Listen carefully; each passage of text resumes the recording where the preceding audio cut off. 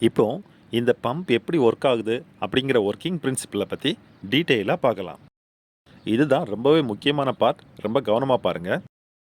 இதோட first step சக்ஷனை எப்படி உருவாக்குது அப்படிங்கிறத பார்க்கலாம். இதோட கியர்ஸ் ரெண்டும் ரொட்டேட் ஆகுறதுனால சக்ஷன் சைடில் பார்த்தீங்கன்னா ஒரு வேக்கம் கிரியேட் ஆகுது. இந்த வேக்கம்னால பார்த்தீங்கன்னா பம்ப் கேசிங்குள்ளே பார்த்தீங்கன்னா ஒரு ஸ்பேஸ் கிரியேட் ஆகுது. இந்த வேக்கம்னால சக்ஷன் லைன் மூலமாக லிக்யூட் வந்து பம்புக்குள்ளே இழுக்கப்படுது.